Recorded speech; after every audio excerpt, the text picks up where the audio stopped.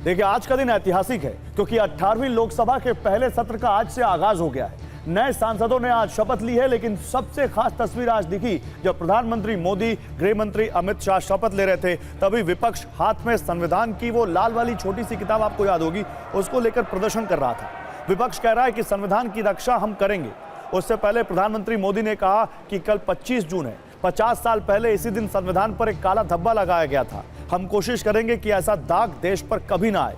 देश की जनता ड्रामा, हंगामा, सब्सटेंस चाहिए, स्लोगन नहीं। देश को अच्छा विपक्ष चाहिए, जिम्मेदार विपक्ष चाहिए। उन्होंने यह भी कहा कि सरकार बहुमत से चलती है, लेकिन देश चलाने के लिए सहमति जरूरी है। तो आज की अड़ी इसी पर कि विपक्ष के तेवर क्या बता रहे हैं, क्या सहमति बन पाएगी? सहमति वर्सेस बहुमत, मोदी का अग्निपथ। और आइए सुनाते सबसे पहले प्रधानमंत्री ने कहा क्या। गत 10 वर्ष में जिस परंपरा को हमने प्रस्तावित करने का निरंतर प्रयास किया है, क्योंकि हम मानते हैं कि सरकार चलाने के लिए बहुमत होता है, लेकिन देश चलाने के लिए सहमति बहुत जरूरी होती है। और इसलिए हमारा निरंतर प्रयास रहेगा कि हर किसी की सहमति के साथ, हर किसी को साथ लेकर के मां भारती की सेवा करें। और फिर अब आपको सुनाते हैं कांग्रेस अध्यक्ष मल्लिकार्जुन खड़गे ने क्या जवाब दिया। 100 बार यही बात बोलेंगे और इमरजेंसी के 50 साल हो रहे बोले तो तुम इमरजेंसी से without declaring emergency you are doing it. इसीलिए हर बार वही बात बोल के आप कितने दिन ऐसा ही अपनी हुकूमत करना चाहते हैं। और फिर उसके बाद सुनिए राहुल गांधी क्या कह रहे हैं। जो आक्रमण प्रधानमंत्री जी, अमित शाह जी कॉन्स्टिट्यूशन पर, संविधान पे कर रहे हैं, वो हमारे लिए एक्सेप्टेबल नहीं है, वो हम होने नहीं देंगे। इसीलिए हमने कॉन्स्टिट्यूशन, ओथ लेते हुए हमने कॉन्स्टिट्यूशन पकड़ा था। हमारा संदेश जा रहा है, हिंदुस्तान के कॉन्स्टिट्यूशन को कोई शक्ति नहीं छू सकती है। और देखिए, इसी पर बात करने के लिए मेरे साथ आज डॉक्टर अजय आलोक हैं, बीजेपी के प्रवक्ता सुरेंद्र राजपूत हैं, कांग्रेस के प्रवक्ता सत्य प्रकाश मिश्रा हैं, जेडीयू के लीडर हमारे साथ हैं, और हमारे साथ मनोज यादव जुड़ रहे हैं थोड़ी देर में, समाजवादी पार्टी के प्रवक्ता। आप सभी का स्वागत है। अजय आलोक, शुरुआत आपसे। प्रधानमंत्री कह रहे हैं कि सहमति जरूरी है देश चलाने के लिए। विपक्ष कह रहा है संविधान को हम बिल्कुल किसी को हाथ लगाने नहीं देंगे। आप बात सहमति की कह रहे हैं, विपक्ष संविधान के को खतरे में होने की बात कह रहा है। देखिए, मैं आपको आपके दर्शकों को भी याद दिलाना चाहता हूँ, ये जो विपक्ष संविधान की बात कर रहा है, खासकर कांग्रेस पार्टी, राहुल गांधी संविधान लेके घूम रहे हैं, किताब हाथ में लेके। इसी संविधान की ना धज्जियां उड़ाई थी 1975 में इमरजेंसी लगा के। इसी संविधान को तार तार कर दिया था ना, जब पार्लियामेंट का कोरम तक खत्म कर दिया था कि पार्लियामेंट में कोरम की जरूरत नहीं होगी। इसी संविधान के परखच्चे उड़ा दिए थे ना, बाबा साहब भीमराव अम्बेडकर जी की आत्मा को पीड़ा पहुंचा के संविधान के प्रेम्बल से छेड़छाड़ की गई थी। ये संविधान की बात करेंगे। कांग्रेस पार्टी जो 90 बार, एक बार नहीं 90 बार सरकारों को गिरा चुकी है, प्रदेश की सरकारों को, वो संविधान की बात करेगी। 17 संशोधन किए इन्होंने इमरजेंसी के दौरान। 17 1975 से 77 के बीच में संविधान में 17 संशोधन किए गए बिना विपक्ष के। ये संविधान बचाने की बात करेंगे।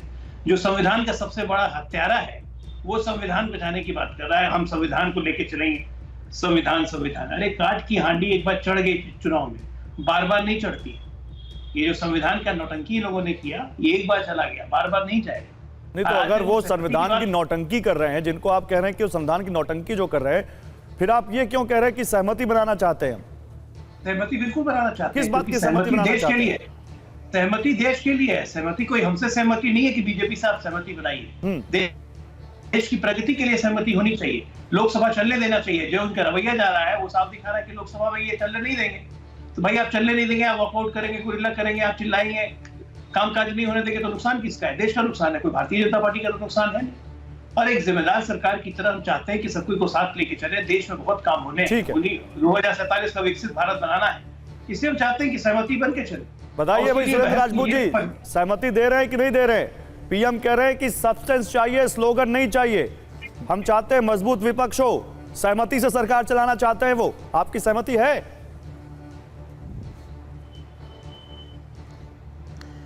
गौरव भाई, मोदी जी का अहंकार तो टूट गया, जनता जनार्दन ने तोड़ दिया है।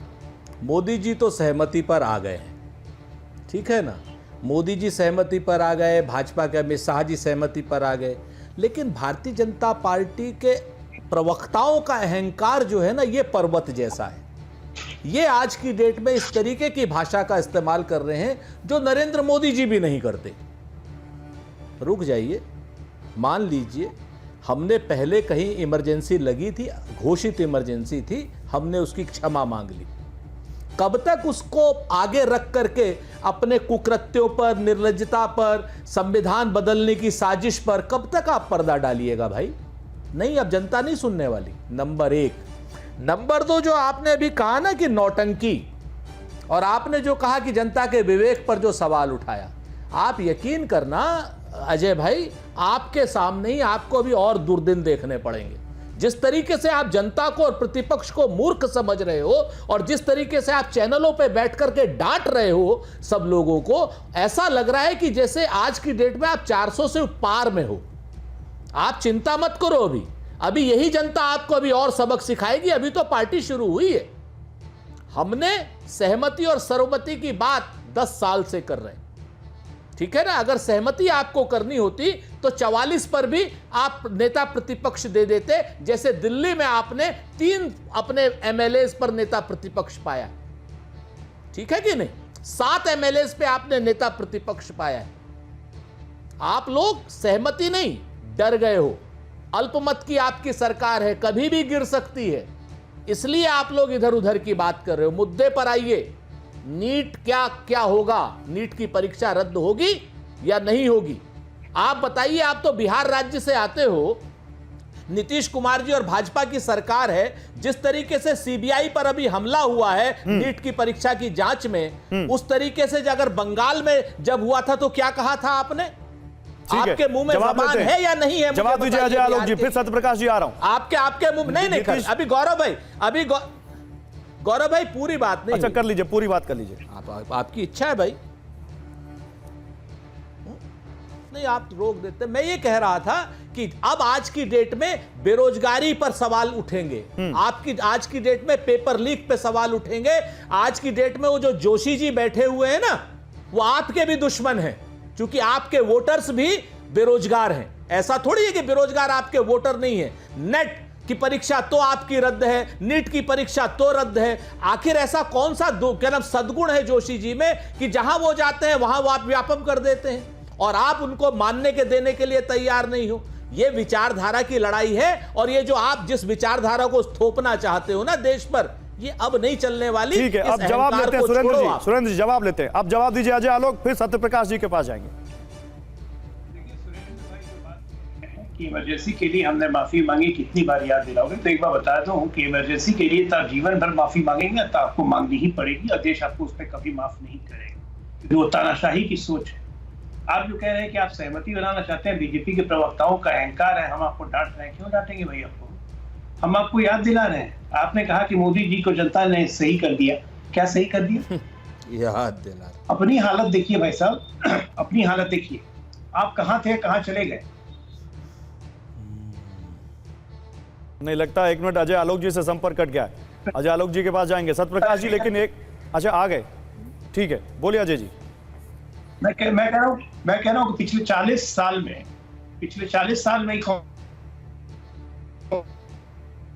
और ये हमें सिखा रही है। हमारा तीसरा सर्वोच्च प्रदर्शन है 240 का, उसके पहले 303 ना 282। तो अहंकार में हम है कि आप है? 52 से 99 आए तो अहंकार हो गया। गलती तो 100 हो जाता तो क्या होता? और तीसरी बात, आपका कौन सा गठबंधन बच गया? अब अरविंद केजरीवाल तो खुले हम डेप्यूटी स्पीकर का पद दे रहे हैं कि नहीं दे रहे हैं? सहमति का मतलब है विपक्ष को डेप्यूटी स्पीकर का पद दे रहे हैं कि नहीं? भाई ऐसा है कि डिप्टी स्पीकर हो चाहे स्पीकर का पद हो, ये क्या पद होगा, ये सब चीज सामने आएगी, या सामने जब आएगी तो उसी हिसाब से चलेगा। कांग्रेस पार्टी को ये अहंकार नहीं होना चाहिए कि हम ब्रह्म हो।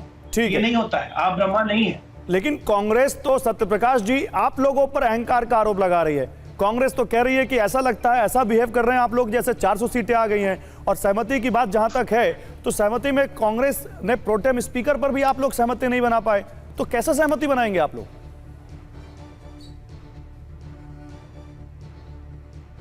सहमति और असहमति का लोकतंत्र है, प्रधानमंत्री जी ने सदन में कहा और प्रधानमंत्री जी ने इस बात को बार बार हर जगह दोहराया है और पिछले 10 सालों में हर बार विपक्ष से सकारात्मक भूमिका निभाने की अपील की। इस बार भी वो ये चाहते हैं। अहंकार उनको विपक्ष को कहाँ से दिखता है हमें समझ नहीं आता है। प्रधानमंत्री जी ने हमेशा हर नीति पे विपक्ष की राय को सम्मान दिया है। अब ये संविधान की बात विपक्ष की राय को विपक्ष अगर मैं यूपीए की 10 साल की सरकार लेकिन विपक्ष की राय को अगर सम्मान दिया है तो फिर के सुरेश को प्रोटेम स्पीकर बनाने में दिक्कत क्या थी? क्या वो सीनियर सांसद नहीं है? यही पर आप सहमति नहीं बन पाई विपक्ष से। मैं यही तो कह रहा हूं।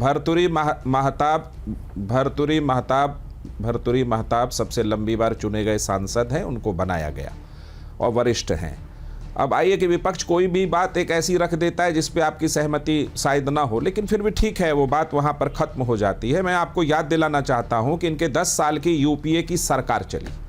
उस यूपीए के सरकार के प्रधानमंत्री मनमोहन सिंह थे और उसके ऊपर एक बॉडी बनाई गई, NAC, नेशनल एडवाइजरी काउंसिल, उसका चेयरमैन बनाया गया चेयरपर्सन सोनिया गांधी को। कौन से संविधान का सम्मान कर रही थी ये राहुल गांधी की पूरी पार्टी?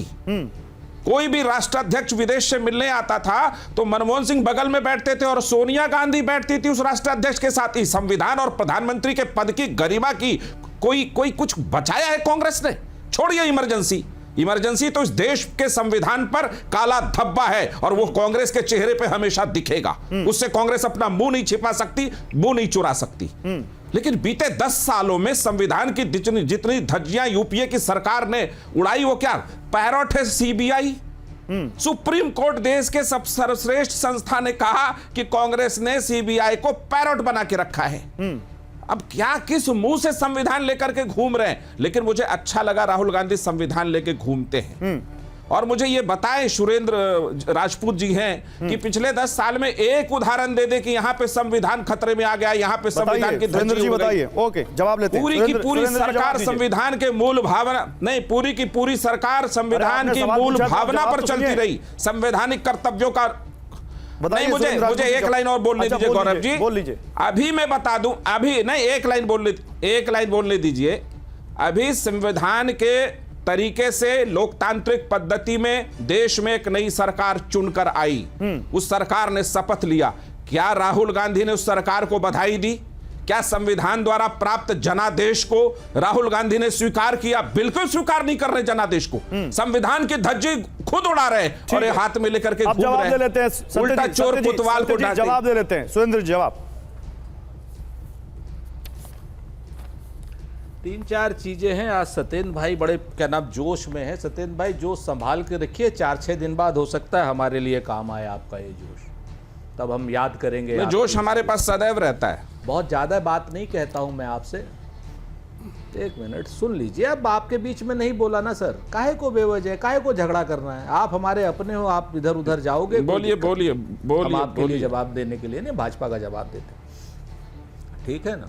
2 चीजें बड़ी साफ बता दूं। पहली चीज तो इन्होंने एक जिस तरीके की भद्रता से इन्होंने बात की NAC के बारे में, पहली चीज तो आपको बहुत स्पष्ट बता दूं कि अगर अभी NAC की कोई भी गवर्निंग बॉडी प्रधानमंत्री के ऊपर अगर कभी भी आधिकारिक रूप से रही हो तो मैं राजनीति छोड़ दूंगा, वरना ये राजनीति इनके छोड़ने के लिए नहीं कहूंगा, जल्दी हमारी तरफ आने वाले हैं। दूसरी बात, इन्होंने कहा कि 2014 से 24 तक संविधान की धज्जियां कितनी बार उड़ी या नहीं उड़ी, तो मैं इनको और इनके साथी प्रवक्ता जो जनता दल यूनाइटेड के थे, पहले अजय आलोक भी थे, तो जब ये विरोध करते थे, मैं इनको इनकी ही बात याद दिलाता हूँ। हमने तो कही इनकी बात या कब संविधान की धज्जियां उड़ी। जब 5 सुप्रीम कोर्ट के जज आए ना सत्येंद्र भाई, तब जो कहे संविधान की धज्जियां उड़ने के नाम पर ही वो सड़क पर बैठे थे, उन्होंने न्याय मांगा था। संविधान की धज्जी तब उड़ी थी जब रात को 1:30 बजे आपने CBI का तख्ता पलट किया था। संविधान की धज्जियां एक बार नहीं, आपने हजारों बार तब उड़ाई जब आप ED को, CBI को और इनकम टैक्स को 95% विरोधियों के यहां पर लेकर के गए, और उसमें से जो 25 प्रमुख नेता हैं जो आपकी तरफ आ गए, उनमें से 23 के केस या तो आपने रोक दिए हैं या विड्रॉ कर लिए हैं, या उसमें निर्णय आपने दिला दिया कि फाइलें खो गई।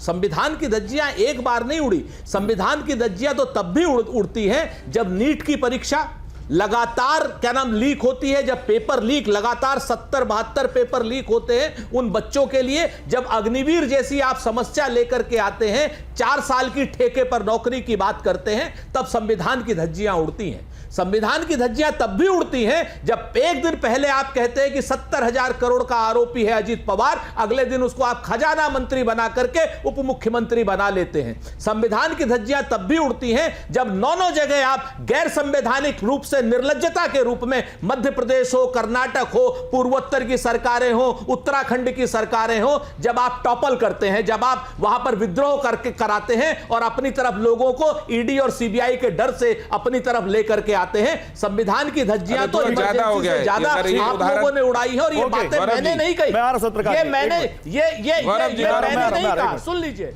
जल्दी कंप्लीट कीजिए सुरेंद्र जी, अभी मनोज यादव भी आ गए, नहीं कहा, आप ही के साथ आप सब लोगों ने कहा है, ये अजय आलोक ने भी कहा है, और ये क्या नाम जनता दल यूनाइटेड के प्रवक्ताओं ने भी, सत्यप्रकाश की बात नहीं कर रहा हूं, नहीं ये झूठ है, ये झूठ है, ये सत्यप्रकाश जी एक मिनट, अजय आलोक आ रहा हूं, सत्यप्रकाश जी जवाब दीजिए, फिर मनोज यादव के पास। ओके सत्यप्रकाश जी जवाब दीजिए जल्दी से, अजय आलोक अभी 1 मिनट आ रहा हूं, सत्यप्रकाश जी 20 सेकंड में जवाब दीजिए। नहीं मुझे झूठे लोग हैं। देखिए, सरकार की नीति निर्देशक तत्वों में अमल में लाने को अगर ये संविधान को लेकर के चल रहे हैं, तब तो कांग्रेस पार्टी ने 55 सालों में 5000 बार संविधान की धज्जी उड़ा दी। पूरी संविधान एक तरह से समझिए समाप्त कर दी। कांग्रेस पार्टी के साथ आप चले जाते हैं, सीबीआई कांग्रेस पार्टी के साथ, उसी कांग्रेस पार्टी 90 से ज्यादा सरकारों को ध्वस्त करने का, रातों रात बर्खास्त करने का, 90 से ज्यादा बार रातों रात सरकार को ध्वस्त करने का उदाहरण दे देता हूं। सत्यप्रकाश जी, उत्तर प्रदेश में उसी पार्टी में है ना जिनके साथ सरकार चला लेते हैं, रातों रात सरकार बर्खास्त कर दी। अरे आप उसी पार्टी में है ना जिसको ये सब दिखता है, तब जब अलग आ जाते हैं, वरना उनके साथ बैठते हैं बगल में। गौरव जी ऐसा है, राजनीतिक परिस्थितियों में हमने सरकार बहुत लोगों के साथ चले, इसका ये मतलब फिर ये कहिए ना कि विचारधारा की बात ही नहीं है, संवैधानिक मूल्यों की बात ही नहीं है, राजनीतिक हित की बात है, आप कहिए ना ये चीज। खैर उसके बाद संविधान के मूल्यों को कांग्रेस पार्टी ने कभी समझा नहीं और लगातार हत्या की उसकी। ठीक है, आज उस पर बात खैर नहीं हो रही है। मैं मनोज यादव मेरे पास ओके सर रुके, मनोज यादव आ चुके हैं समाजवादी पार्टी से। मनोज भाई लेट आए आप। मनोज भाई 2 चीजों पर चर्चा हो रही है, एक सहमति चाहते हैं, देश बहुमत से चलता है, सरकार बहुमत से चलती है लेकिन देश सहमति से चलती है, और हम देश को सहमति से चलाना चाहते हैं, प्रधानमंत्री ने कहा है। बतौर विपक्षी पार्टी आपका क्या कहना है, क्या आप प्रधानमंत्री को सहमति देने के लिए तैयार हैं? और बात संविधान की भी हो रही है क्योंकि संविधान बचाने को विपक्ष लगातार कह रहा है। निश्चित पहले तो माफ़ी चाहूँगा कि लेट इसलिए हुआ कि उत्तर प्रदेश में योगी आदित्यनाथ के पुलिसकर्मी छोटे छोटे जाम नहीं छुड़वा पाते हैं। मैं पिछले 45 मिनट से आपके स्टूडियो से मात्र 4 किलोमीटर की दूरी पे फंसा था और इतना समय लग गया आने में। इसी तरह उत्तर प्रदेश के भी हालात बुरे हैं और पूरे देश भी इसी मकड़ जाल में फंसा हुआ। अब आता हूँ आपके सवाल पे। सहमति बहुत इम्पॉर्टेंट चीज़ होती है। किसी को अगर 303 मिल जाए ना, फिर भी जनता की सहमति बड़ी महत्वपूर्ण होती है।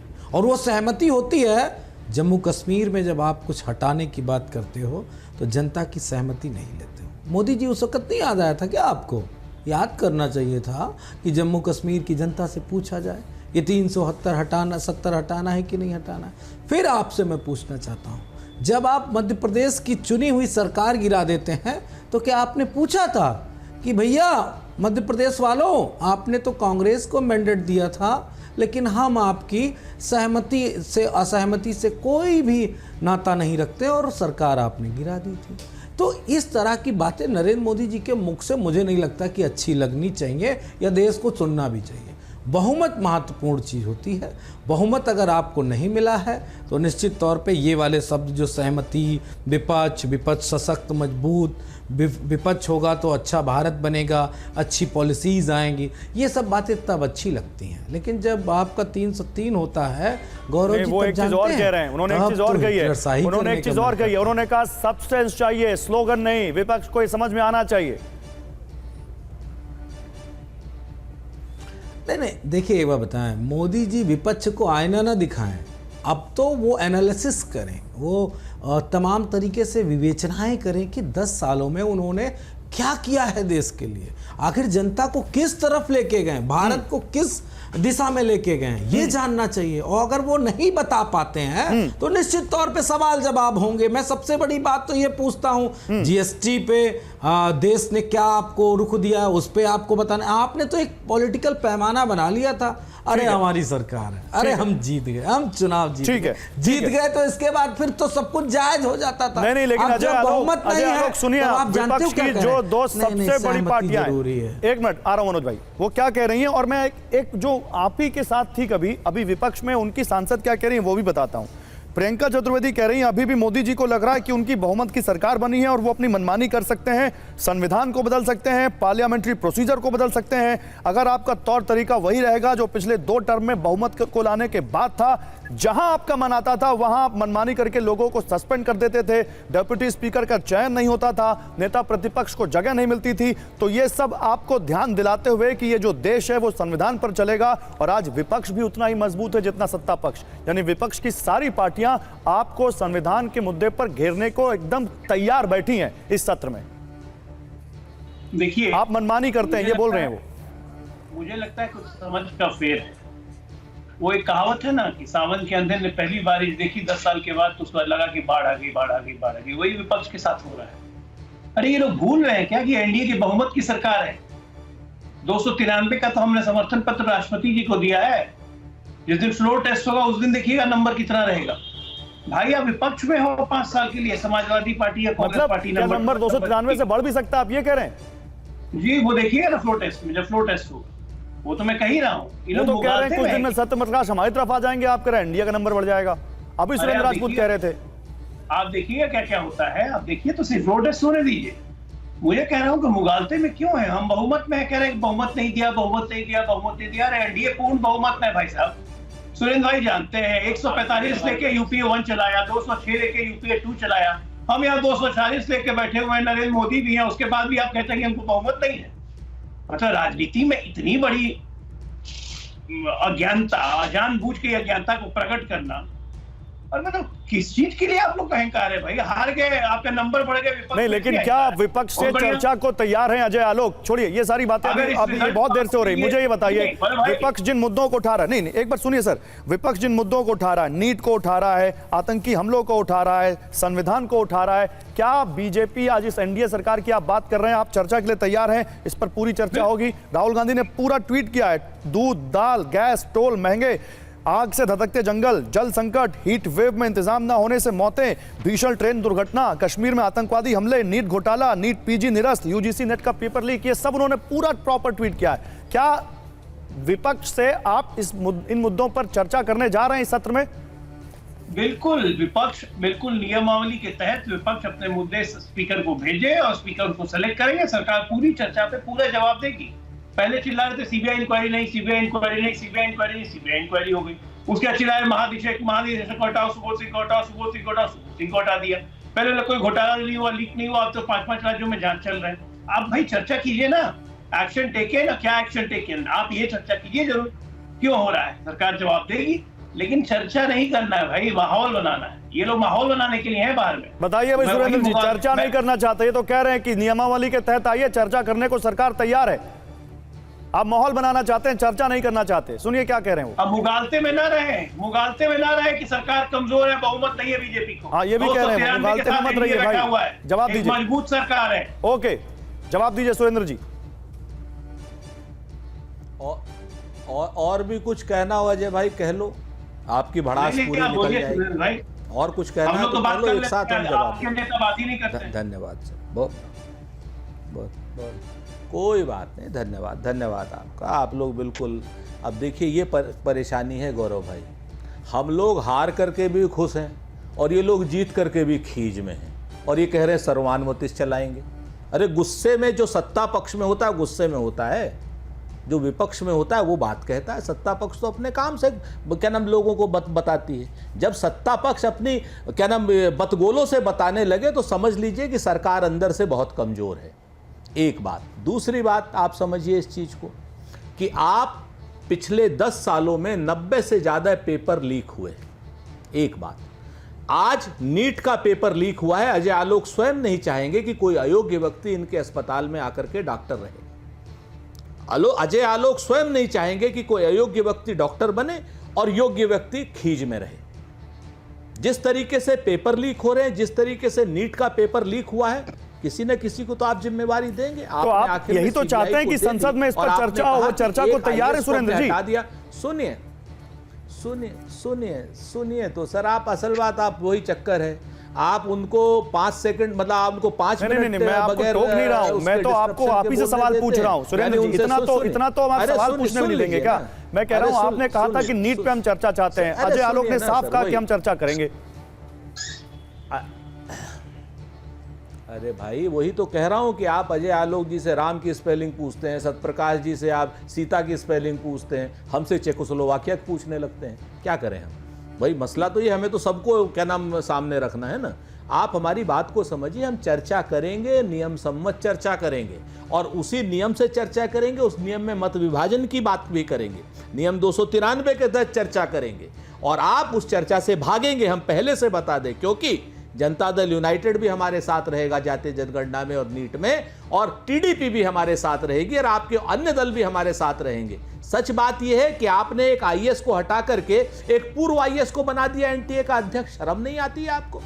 आपने उस प्रदीप जोशी का नाम है या कोई जोशी जी हैं, उनको वो चेयरमैन है कितने साल से, और जहां जहां वो अध्यक्ष और चेयरमैन रहे हैं सब जगह पे अनियमितता रही है, व्यापम से लेकर के एनटीए तक। आखिर उनमें कौन से सुरखाब के पर लगे हुए हैं? अगर हम ये सवाल पूछते हैं तो हम गलत हो जाते हैं। सच बात यह है कि एक पर्टिकुलर विचारधारा को सिर्फ एजुकेशन में एंट्री करने के लिए, उसमें दमादम घुसेड़ने के लिए आप लोग ऐसे अयोग्य व्यक्तियों को रखते हैं। इस पर हम सवाल ना उठाएं, हम इस पर भी सवाल ना उठाएं कि आप बिल्कुल अयोग्य लोगों को अंदर कर दीजिए और उसके बाद क्या नाम सरकारी नौकरियां खत्म कर दीजिए, लोगों का आरक्षण अपने आप खत्म हो जाएगा, जाति जनगणना कीजिए मत। और उसके बाद हम बोले नहीं। सत्यप्रकाश जी बैठे, पूछिए ये जाति जनगणना के पक्ष में है कि नहीं है, लेकिन भारतीय जनता पार्टी तो नहीं है जाति जनगणना के पक्ष में। बताइए भाई, और मैं पहले बता चुका हूं, सत्यप्रकाश जी और भी प्रवक्ता है, मुझे उनको पास जाना है। ओके, अब जवाब लेता हूं। संविधान का सबसे बड़ा चीरहरण तब भगत सिंह कोश्यारी ने किया था जब सुबह 5 बजे शपथ दिलाई थी देवेंद्र फडणवीस। ओके, ठीक है भाई, बताइए चेकोस्लोवाकिया की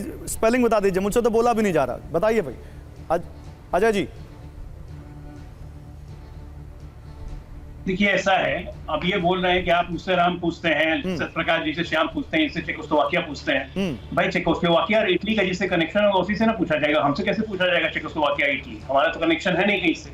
अब देखिए मैं 15 दिन अभी तक संसद से तो शुरू नहीं हुआ है, 15 दिन की एक झलकी देता हूँ सरकार ने क्या क्या किया। ये नीट चिल्ला रहे हैं, नीट की होते ही सबसे ज्यादा गिरफ्तारियां हो चुकी हैं, 25 गिरफ्तारियां अभी तक हो चुकी हैं। नहीं, लेकिन आप लोग मान नहीं रहे कि नीट में कुछ गड़बड़ी है। आप लोग ये नहीं मान रहे कि नीट का पेपर लीक हुआ है। आप ही के राज्य से 13 गिरफ्तारियां हो गई अजय जी, और आप लोग मानने को तैयार नहीं कि नीट का पेपर लीक हुआ है। 25 गिरफ्तारियां हो रही है। मैं आपके राज्य बिहार की बात कर रहा हूँ, 25 हो गई, मानता हूँ। वही तो कह रहा हूँ, लीक में गड़बड़ी धर्मेंद्र प्रधान ने खुद मानी गड़बड़ी हुई है, महानिदेशक हटाए गए हैं।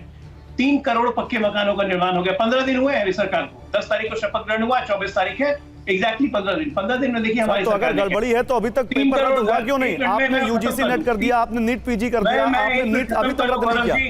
गौरव जी मैं खत्म कर लूं, एक झलकी दे रहा हूं कि हमारी सरकार का विजन क्या है। 3 करोड़ पक्के घर बनाने का संकल्प ले लिया, 20,000 करोड़ किसान सम्मान निधि में रिलीज कर दी, विश्व की सबसे ऊंची रेल बीच पे चुनाव पे रेलगाड़ी दौड़ गई है, नीट पे इतना हंगामा हम लोग कर चुके हैं। लगातार प्रोग्रेसिव काम हम करते जा रहे हैं। ये क्या कर रहे हैं? कर्नाटक में पेट्रोल डीजल के दाम बढ़ा रहे हैं, हिमाचल प्रदेश में सांप्रदायिक हिंसा फैला रहे हैं। इनका काम देखिए, फेक न्यूज फैला रहे हैं नीट पे, प्रियंका गांधी का वीडियो चलवा रहे हैं फेक न्यूज का। तो ये अप्रोच में अंतर है, हमारा अप्रोच पॉजिटिव है। नीट को भी लेके हम शुरू से कह रहे हैं कि 24 लाख छात्रों के भविष्य के साथ नहीं, तो नीट पे अभी भी सवाल बहुत है सर, अभी भी नीट पे बहुत सवाल है। बिल्कुल सवाल है, हम तो कह रहे हैं कि सवालों का जवाब हमें ही ढूंढना है, हमें ही देना है और ठीक भी हमें ही करना है। नहीं तो एक परीक्षा जिसमें आपको गड़बड़ी पता चलती है आप उसको रद्द कर देते हैं, दूसरी परीक्षा है जिसको आप कहते हैं कि नहीं भी हम देख रहे हैं, ये कैसा आपका न्याय है? ऐसा है कि नीट आज की तारीख में फुल्ली सुप्रीम कोर्ट मॉनिटर्ड है। अगर हम कोई भी एडमिनिस्ट्रेटिव डिसीजन लेंगे उसको हमको सुप्रीम कोर्ट को नोटिफाई करना है। सीबीआई को भी हमने इंक्वायरी दी, हमने सुप्रीम कोर्ट को नोटिफाई किया। नीट में फर्दर जो भी डिसीजन होंगे हम सुप्रीम कोर्ट की जानकारी में ही करेंगे। ठीक है, आर्बिट्रेरली डिसीजन कोई नहीं लेने जा रहा है। ठीक है, जवाब दीजिए मनोज यादव। नीट तो एक मुद्दा था इसका, लेकिन पूरा जो होलसम पिक्चर है वो यही कहती है कि ये काम कर रहे हैं और आप इनके काम में बाधा डाल रहे हैं, ये कह रहे हैं। ये कह रहे हैं विपक्ष को यहां पर कंस्ट्रक्टिव बात करनी नहीं। देखिए गौरव जी, मैंने एक सुना था, बच्चे ने कहा कि एनटीए के तमाम सारे जिम्मेदार लोगों ने कहा कि पेपर बड़ा सरल आया था जब कार्रवाइयाँ नहीं हुई थी। मैं ये पूछना चाहता हूँ कि अगर पेपर सरल आया था तो उस लड़के ने भी कहा, और मैं भी पूछना चाहता हूँ, डॉक्टर साहब कर दें, बैठे तो हैं, हॉस्पिटल ही चलाते हैं, या और लोग कर दें। जिस तरीके की बातें उस परीक्षा को लेके गोल गोल की गई, उसका मतलब गौरव जी सिर्फ इतना था कि कहीं ना कहीं ये सरकार उन अधिकारियों को बचाना चाहती थी। अधिकारी क्या, आरएसएस को, लोगों को बचाना चाहती थी, जो आरएसएस के बड़े पक्के और अच्छे वाले लोग हैं। मैं एक इम्पॉर्टेंट बात आपको बताता हूँ, और जो मेरे ख्याल से अजय आलोक को सुनने में बड़ा मज़ा आएगा। ये अभी बीच में मैंने सुना कि जेडीयू के जी बड़ा कुछ उल्टा सीधा बोल रहे थे, मैं स्क्रीन पे नहीं था। भैया आपके लिए गाना मुझे याद आ गया, इधर चला मैं उधर चला, जाने जहाँ कब मैं किधर चला, जहाँ मौका मिला वहाँ फिसल गया वाला आप स्थित है। थोड़ा सा रिलैक्स होके बोला करिए, अच्छा लगेगा। कम से कम जनता के मुद्दों के साथ खड़े हुए। अभी देखिए सुरेंद्र जी ने कहा आप अग्निवीर के साथ आपको खड़े होना पड़ेगा, आप जाति जनगणना के साथ आपको खड़े होना पड़ेगा विपक्ष के साथ। तो कम से कम विपक्ष के साथ भी आपका व्यवहार ऐसा होना चाहिए कम से कम जनता को अच्छा लगे। आप फिर तो उल्टा हो जाएगा मामला अगर इस तरह की बातें कहेंगे। तो आज की मौजूदा सरकार सिर्फ भ्रष्टाचारियों को बचाने में, और कैसे मनोज जी जिनको आप कह रहे हैं फिसल गया, सुनिए मेरा सवाल सुनिए मनोज जी, वो प्री पोल अलायंस में इतनी सारी सीटें जीत के आए, जीतने के बाद अलायंस नहीं किया उन्होंने बीजेपी से, प्री पोल अलायंस में इतनी सीटें जीत कर आए। तो जनता देख रही होगी ना कि जाति जनगणना की जो बात थी, जो बात अग्निवीर की थी, उसी वाली पार्टी के साथ गठबंधन में है और फिर भी इतनी सारी सीटें जीत के आ गए। नहीं, वो नीतीश जी का जादू है। नीतीश जी का अपना एक राजनीतिक ऑरा है, और उस ऑरे के तहत बीजेपी लाभ उठा लेती है। नीतीश जी अलग हो जाएं, फिर बीजेपी लड़े तो देखिए उसकी क्या है। बीजेपी की बात ही नहीं कर रहा सर, आप जिसको कह रहे हैं इधर चला उधर चला, मैं उसकी बात कर रहा हूं। गौरव जी अरे तो उनसे ये कह रहे हैं कि उन मुद्दों पे भी तो साथ रहिए, उन मुद्दों पे भी तो साथ रहिए। अरे गौरव जी प्रॉमिस किया है, जवाब दीजिए सत्य जी। अच्छा लीजिए, देखिए आपने उनको पोक कर दिया, वो जवाब आपको कह रहे हैं मैं जवाब दूंगा, आप रुकिए। वो कह रहे हैं मैं जवाब दूंगा, वो कह रहे हैं मनोज यादव जी को मैं जवाब दूंगा। जवाब दीजिए सत्य जी, क्या जवाब है आपके पास?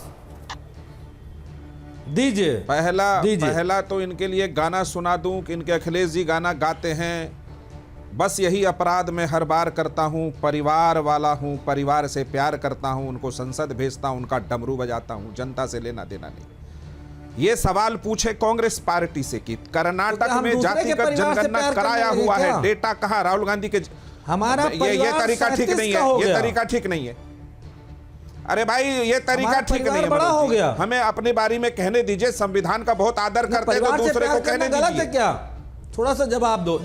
अरे भाई रुक जाइए ना, परिवारवादी पार्टियों से, परिवारवादी पार्टियों, भाभी यार क्या ये तरीका है? ये संविधान लेके घूमने वाले लोग हैं। आप बताओ, अरे दूसरों के बोलने के अधिकार को कुचलते हैं और संविधान चिल्लाते हैं।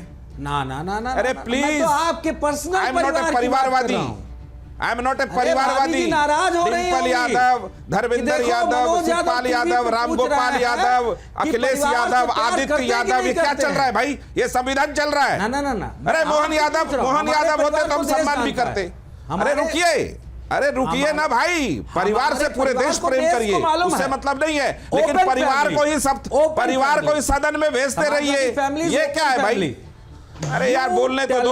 अरे मनोज यादव मनोज जी हो गया, मनोज जी बोलने दीजिए, मनोज जी बोलने दीजिए, मनोज जी अरे बोलने दीजिए, मनोज जी संवैधानिक, हाँ उनके सवाल का जवाब देंगे। जवाब बोलते रहेंगे भाई, जवाब बार बार बोलते रहेंगे तो कैसे जवाब देंगे? रुकिए थोड़ा थमिए, जवाब देते हैं। जवाब दीजिए सत्य जी, जवाब दीजिए। मुझे बोलने नहीं दे रहे। सत्य प्रकाश जी जवाब दीजिए। मुझे बोलने नहीं दे रहे।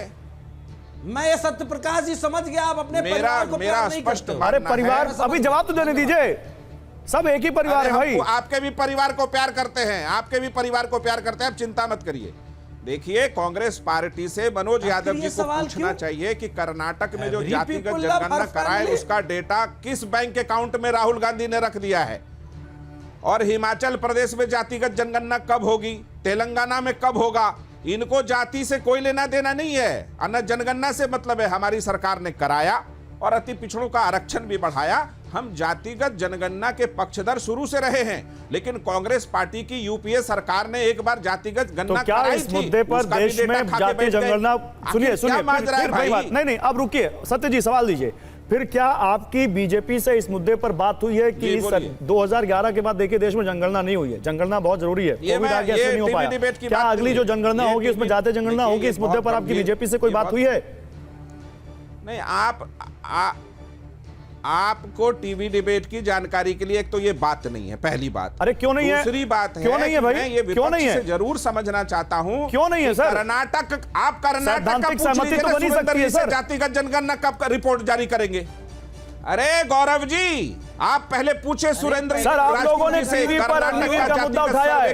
सर, आप लोगों ने टीवी पर अग्निवीर का मुद्दा उठाया है। आपके महासचिव हैं केसी त्यागी, उन्होंने टीवी पर कहा है कि हाँ इस योजना की समीक्षा करेंगे हम। जो चीज मीडिया में हमारा, यार अगर आप ही को बोलना है तो प्रवचन बोलना क्या मतलब है सर? आप जब हमारा जवाब तो सुनना पड़ेगा ना सर, केवल आप नहीं बोलेंगे। बोलिए। अरे हमारा स्टैंड क्लियर है। अरे भाई गौरव जी, अगर आप कम पढ़ते लिखते हैं, समाचार नहीं सर, आपको बात समझ में नहीं आती तो मैं फिर से समझा देता हूं, लेकिन मैं आपसे बोल रहा हूं कि आपने अग्निवीर पे बोला था, टीवी पे बोला था। आप गौरव जी हमारा स्टैंड क्लियर है। बात है भाई, बताइए क्या स्टैंड है? सवाल उठाओ सारे। नहीं, रुकिए उनको बोलने दीजिए। क्या स्टैंड क्लियर है सर, बताइए, बोलिए। आपको पता है कि हमारी पार्टी का विभिन्न मुद्दों पे जो भी स्टैंड है वो बहुत स्पष्ट है। हम सहमति और असहमति के लोकतंत्र में गठबंधन की सरकार में जीतकर पूर्व चुनाव से आए हैं।